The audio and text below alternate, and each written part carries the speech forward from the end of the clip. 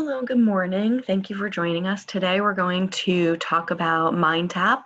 The program I'll be talking about or using is the American Pageant 17th edition, but really regardless of what book you have, it'll be the same platform that we'll see today. If you haven't joined one of our sessions on getting started with NGL Sync, I suggest you do so.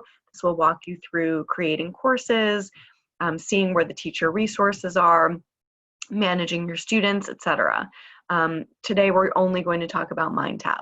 So once you've created your course in NGL Sync, you can see I have a lot of different courses. I'm going to scroll down until I get to the book I'm going to use today, which is the American Pageant 17th edition. As you went over in your NGL Sync training, you have your More Details tab, which will tell you if you have any students enrolled. It provides the student registration URL. You have your teacher resources located here. Today we're going to go into Launch Course to look at Mindtap. When you click Launch Course, you're taken into the Mindtap platform. You still have the tab open for your NGL Sync homepage up at the top if you need to go back into it. So when you get into Mindtap, we'll kind of talk about the layout first, and then we'll go into some of the features of the platform. So on your left-hand side, you have all of the content of the book. So I can see, the very first piece is Fast Track to a 5, which is exam prep for students. And within every folder or unit, you'll see how many activities are in that section. So Fast Track to a 5 has 47 activities into it.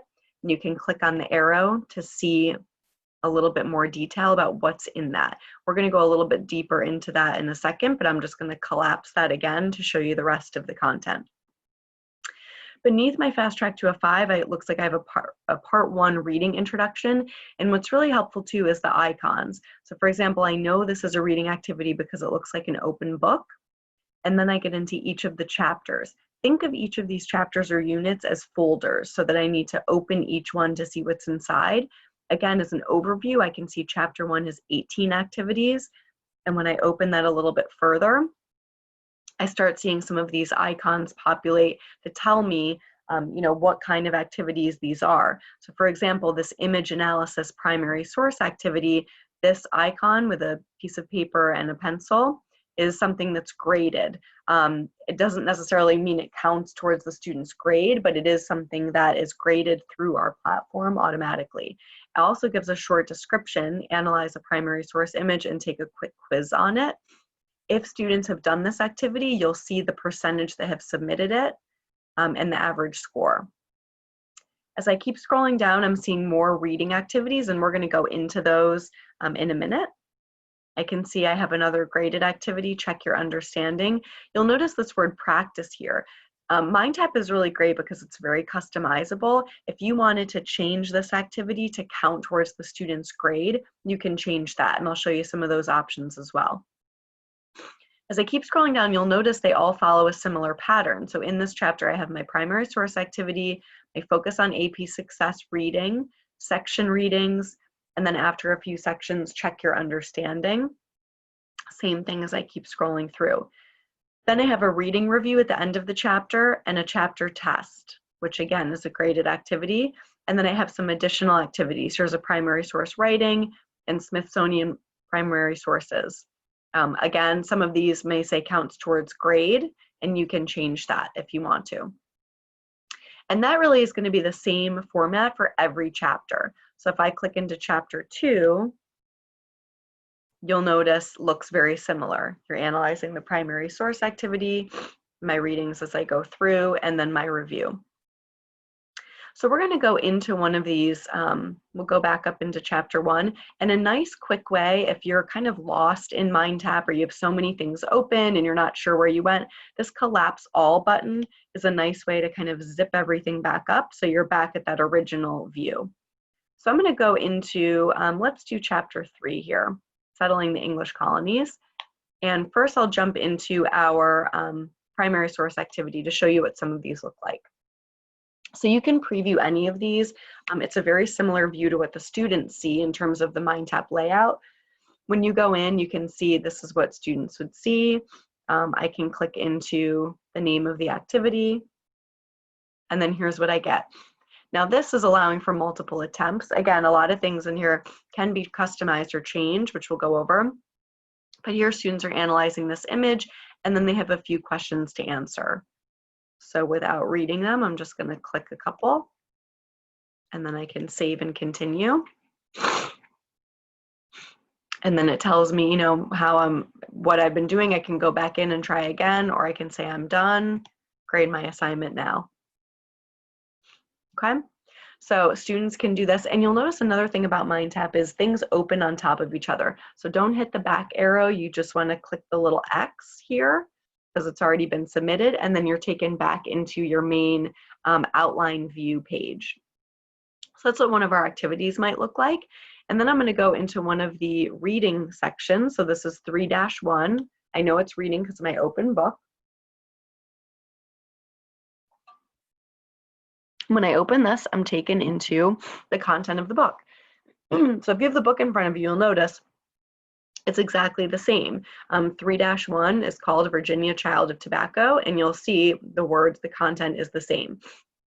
Now, there's a lot of interactive things that you and the students can do in the content of the book. Anytime you see a vocabulary word, you can click on that and get the definition right then and there. If there's any word on the page that you're not sure of, you can click into and get the definition. So for example, if I don't know what scanty means, I can highlight it and a little box pops up, which I can do a lot of things, including highlight, which we'll talk about. But I'm going to go into dictionary for any word in the text, and it opens the dictionary on the right-hand side and tells me what scanty means. Okay, which is really great help for students who need that additional support. Also, again, like I showed before, if a student wants to highlight, if I just want to grab this section, I have a couple different options here for different colors. So I'm going to highlight that in pink. And then if I just click on that again, my box pops up and I can go into add a note. And I can say Plymouth Pilgrims know this for the test, and then hit save. Now, as a teacher, you have a couple different options that are really great in terms of sharing things very quickly with the students. Let's say, for example, this sentence is really important, and I want to make sure that students, when they open their digital book, they're going to notice it and they're going to study it. When you go into here, we talked about these highlight colors that the students see, but teachers also have this shared orange highlight. When I click on that, every student, when they open their book, they're going to see that's highlighted. So they know their teacher has highlighted something. Same type of deal if I go to add note. I can say, you know, in all caps, know this for the test. And as a teacher, I have this little share button. So again, when I do that, students come in, they see, oh, there's a highlight that my teacher shared as well as a note, and it really draws their attention to it. So again, every student will see that when they open their book. Also, when you click into, you know, highlight a section and the little box populates, another really great piece is this read text. So we have audio built into all of our digital books. And when you click a certain section and go to read text, you'll get our little read speaker reading it to you. However, it transpired, this simple commercial transaction planted the seeds of the North American slave system. Yet enslaved blacks were too costly for most of the hard-pinched white colonists to acquire, and for decades. And I can hit my little pause button up there to stop it. And this is great because, as you saw, it tracks the words. And then we're going to talk about some of the tools on the right-hand side in a little bit. Students can actually adjust the speed and the accent of that voice, which we'll show. Okay, so a really great feature. If you want it to read the whole page, you can just click this little guy up here. However, it transpired, this simple commercial transaction. And he'll start at the top.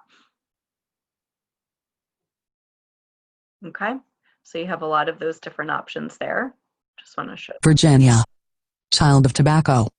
Okay, so you have a lot of those options.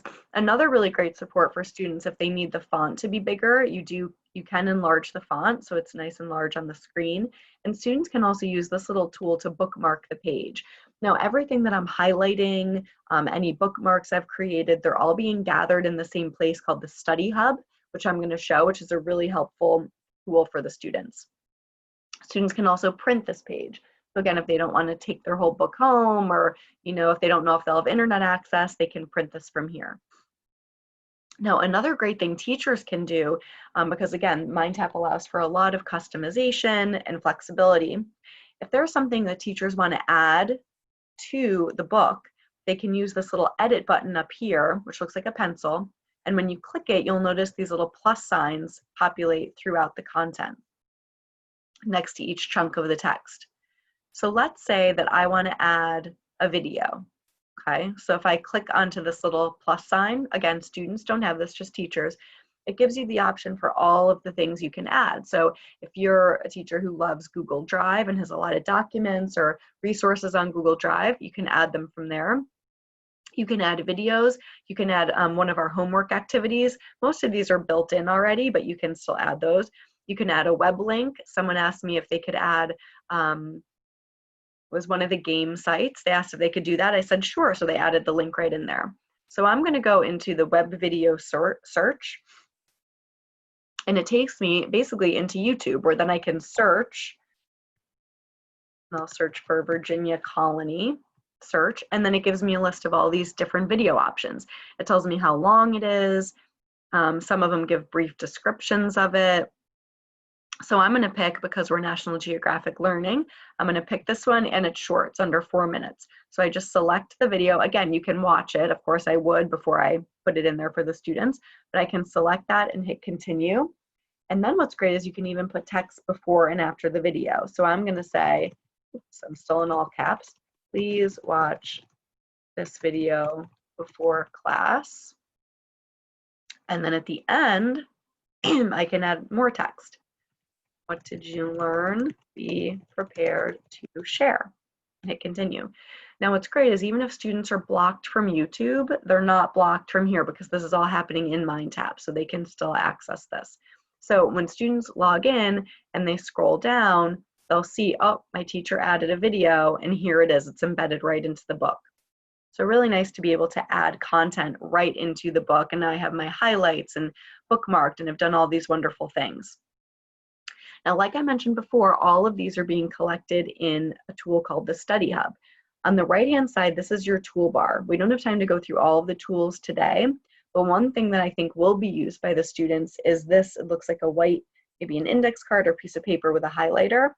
If I click into the Study Hub tool, and again, all students have this, I can see I have the option to create a study guide. Students can create their own study guides that include all of the unit terms, flashcards, etc. If I click on notes and highlights, I can see there's 2 notes and highlights here. And if I click into that chapter, it drills me into that section. And I'm just going to close my content bar here so I can make my Study Hub a little bit bigger. You'll notice when I close that, I get this option to enlarge my Study Hub tool. So in those notes and highlights, I can see them a little bit better. So I can see here's the notes I've taken in the highlights. Here's the note my teacher shared with her highlight, and I can print this off. So if I'm studying for a test, I can have all this ready. Bookmarks, anything I've bookmarked, again, I can jump right to that page. These will stay in there until students delete them. So it's a really nice, individualized path of instruction. And again, to get out of the Study Hub, I'm just going to click the X to get back into my main view here. Now, teachers ask a lot of times, can I assign things? Basically, and yes, you can. You can assign things, you can hide things. Basically, students, when they go in for the first time, unless you've hidden or assigned something, they're going to see all of this. So they're going to see all of the chapters, all of the resources, everything. So if you want to hide anything, there's a way to do that. So again, I'm going to go to my collapse all button up here because I want everything to get zipped back up. And in order to hide or assign anything, you have to make sure this edit button is enabled. So I'm going to enable that edit button, and then you'll see it change things a little bit. Now I have these boxes next to the chapters, as well as different pencil buttons if I wanted to edit, the name of the unit or anything like that, or hide it, but I'm going to show you a quicker way to hide it. So let's say when the students come in, I only want them seeing chapter 1. I want them to see Fast Track to a 5 in chapter 1. So I'm going to start clicking on the boxes next to all the different chapters, and you'll notice a little orange thing pops up down here. So in the interest of time, I'm just going to hide through chapter 9, but let's say I did all of them. Once you click on the boxes next to the chapters, I'm going to go to this Batch Actions tab and go to Hide Selected. Everything I've checked, it's going to hide everything in that chapter. So you can see now, I can see it goes from chapter 1 to chapter 10. Okay, and students, that's all they'll see.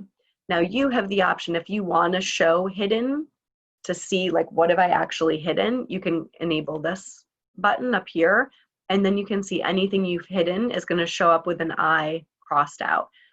And then again, if I want to put it back in, like let's say we've gone through chapter 1 and now I want to show them chapter 2, I want to enable chapter 2, I can click on this, go to Batch Actions, and go to Show Selected.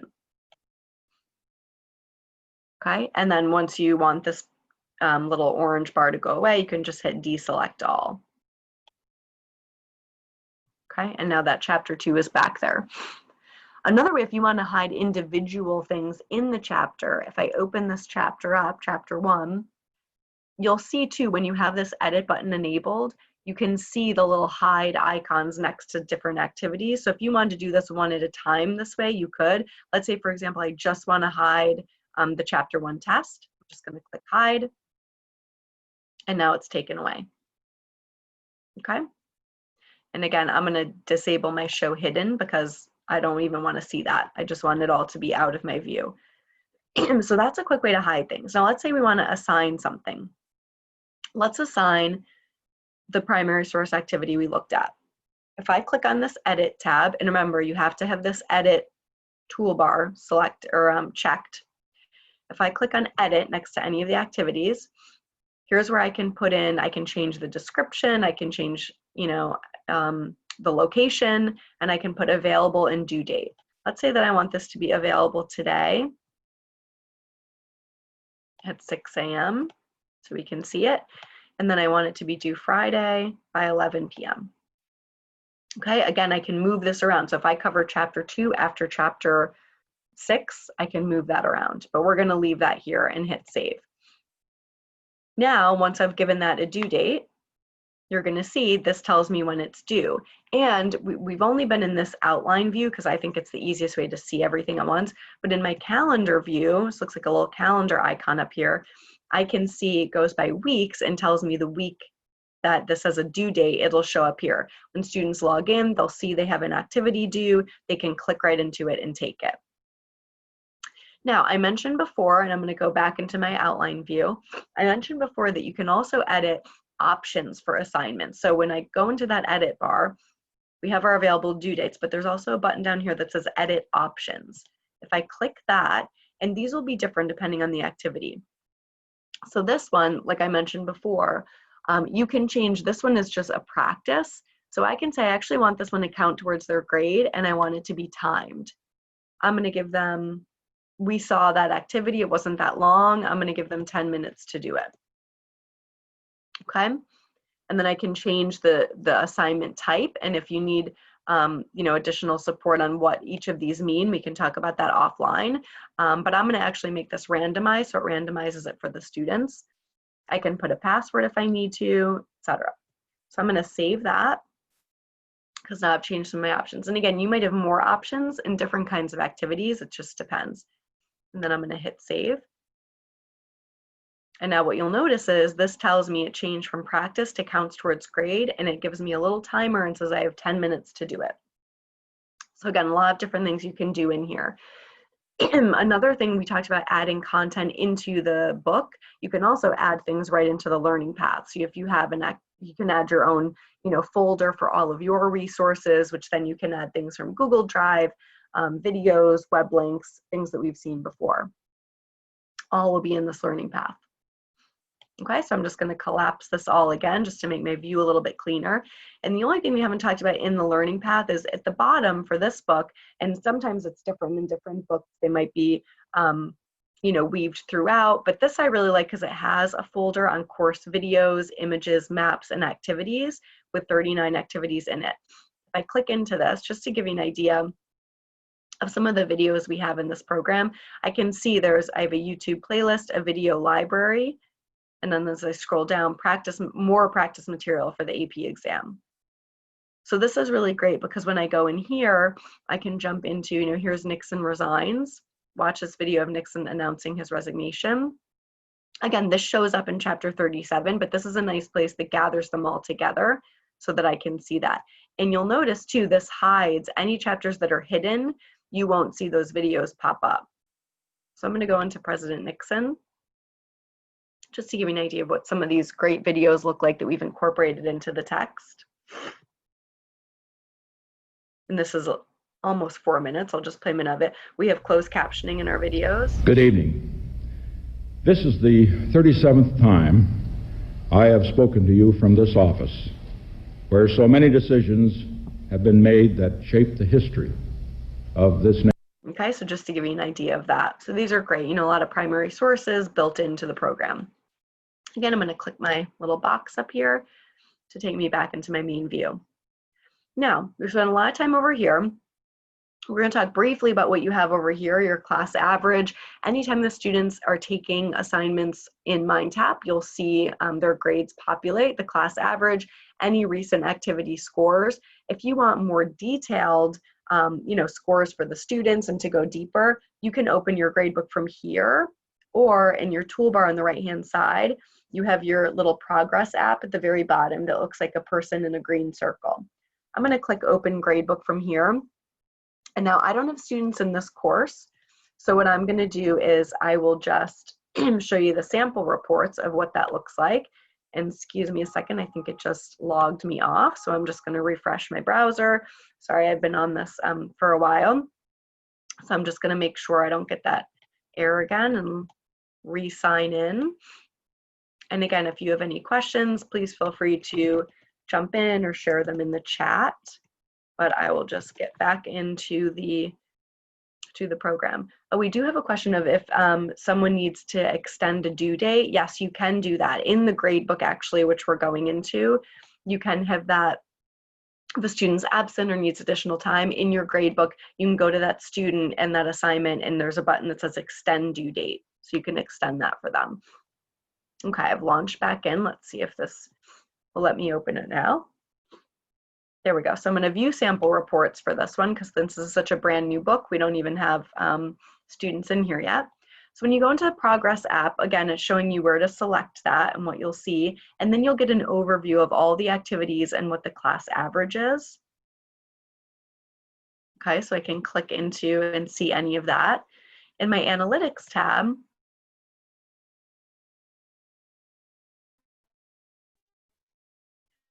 this is really nice because it's spending in tab activities they've accessed, and you can see, the class averages, how much time the class is spending in, how many logins, etc. So it's a great way to see, I can click into my high engagement students, and here will be all my students, which I can then click into and get individual student progress information. So again, let me just show that, my individual student.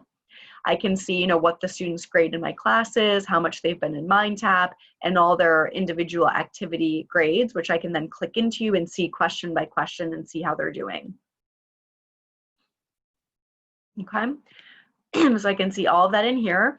I can see, percentage of activities accessed, which we kind of looked at, specific students, and these are great to print out for student-teacher conferences, parent-teacher conferences, etc. And then if you go into your,